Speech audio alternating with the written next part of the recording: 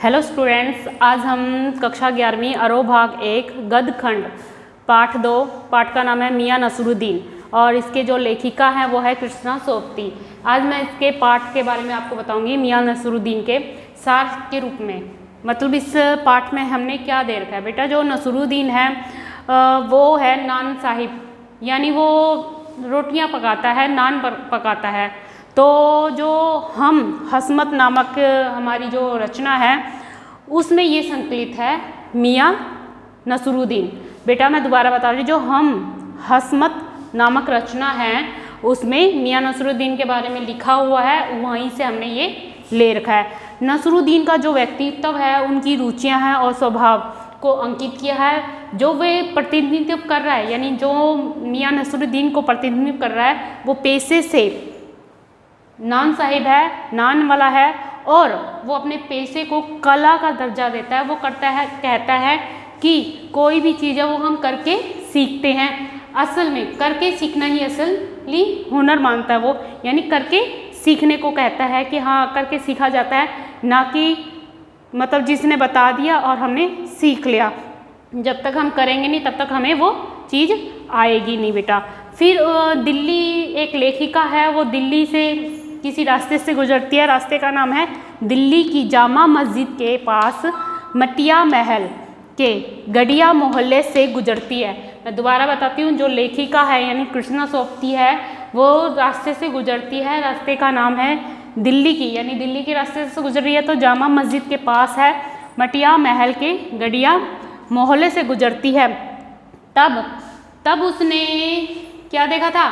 आटे के ढेर सनते देखा, यानी नान बनाते हुए देखा, आटे का ढेर देखा उसने।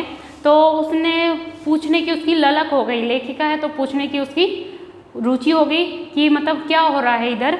तो उसने देखा और पास में एक आदमी था। जो आदमी का जो चेहरा था, उसकी जो भाव थे, उसकी जो शक्ल थी वो बता रखा है। मौसम की मार से पक्का चेहरा हो गया था, आँखों में कैयाँ थी, माथे में मंजे हुए और कारीगर के तेवर थे। यानी इसका जो अंदाज था बोलने का वो बड़ा ही निराला था, अनोखा था। बेटा जो वो चारपाई में बैठा हुआ था, जो मतलब जिसके बारे में हमने बताया नसरुद्दीन के बारे में, वो उसका बोलने का अंदाज बहुत ही अनोखा था। तो वो चारपाई में बैठा हुआ था। लेखिका उसके पास आई और पूछा कि इधर क्या हो रहा है। पहले तो वो डर गया, उसको संकोच हुआ कहीं ये पत्रकार तो नहीं है, मतलब हमारे बारे में समाचार पत्र में या किसी चीज़ में लिखने वाली तो नहीं है। फिर वो जब उसके बारे में उसको पता चला कि ये लेखिका है, वैसे ही मतलब नॉर्मल मेरे पेशे के बारे में पूछने के लिए आई है, तो उसे हिचक नहीं हुई, वो खुलेआम बोलने लगा।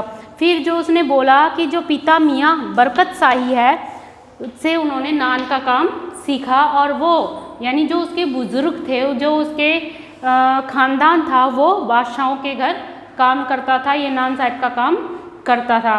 तो फिर लेखिका को और उत्साह हुआ कि उसने पूछा कि आपके जो दादा पर दादा हैं वो बादशाह के यहाँ काम करते थे, तो किस बादशाह के यहाँ काम करते थे? तो मियां नसरुद्दीन हैं, तो वो बोले कि आप बाल की खाल क्यों निकालने में लगे हुए हो? आपको जब बता दिया मैंने कि ये मेरे जो दादा है, परदादा है, यानी जो मेरे बुजुर्ग हैं वो बादशाह के यहाँ काम किया करते थे। तो फिर वो अपनी ही यादों में खो गया था। फिर उसके बाद लेखिका ने पूछा कि आपको ये काम कैसे आया? तो फिर नसरुद्दीन बोले जी कि काम करके आता है। पहले मैंने बर्तन मांजे, बेशक से मेरे जो बुजुर्ग हैं वो इस काम में ख्याति पा चुके थे, यानी वो फेमस हो चुके थे बादशाह के यहाँ, लेकिन मैंने जब काम सीखा वो करके आता है, तो पहले मैंने बर्तन मांजे यानी बर्तन धोने का काम सीखा, फिर भट्टी लगाने का काम सीखा, फिर भट्टी लगाने के बाद आग जलाने का काम सीखा, फिर जाके मैंने यहाँ तमाचा संभाला है, यानी यहाँ पे मैंने अपनी दुकान खोल ली है, नान साहिब की दुकान खोली है। तो फिर वो फिर दोबारा से अपनी यादों में खो जाता है। फिर लेखिका उससे पूछती है कि कौन से बादशाह के यहाँ काम किया? तो वो कहता है एक बार जो मेरे दादा हैं या मेरे बुजुर्ग हैं जिन्होंने मतलब इतनी बड़ी ख्याति प्राप्त करके थी, जो बादशाह के यहाँ काम करते थे, तो एक बार बादशाह ने मेरे दादाजी से पूछा कि मियाँ ऐसी कौन सी चीज़ आप मुझे खिला सकते हो जो ना तो पानी से बन सकती है और ना ही आग से बन सकती है। तो उन्होंने जब बुज़ुर्ग से पूछा, यानी नान साहिब के बुज़ुर्ग यानी उनके दादा परदादा से पूछा, तो वो हंसते हुए, उनके दादा परदादा हंसते हुए यानी नान साहिब हंसते हुए कहा कि हम तो वो हैं, यानी हम तो वो हैं जो कुएं में रोटी बना सकते हैं, आपको वो चीज़ खिला सकते हैं। यानी वो इतने ही फेमस थे, बादशाह के चहीते थे।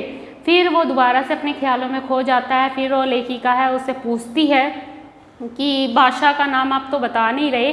तो कह रहे हैं जो बीत गई बात वो क्यों पूछना, वक्त से वक्त को किसी ने आज मिलाया है आज तक। दोबारा सुन लो बेटा, उसने कहा वक्त को वक्त से किसी ने मिलाया है आज तक। जो आप मुझसे ये बार बार पूछ रहे हो वो उस वक्त की तो बात ही निराली थी।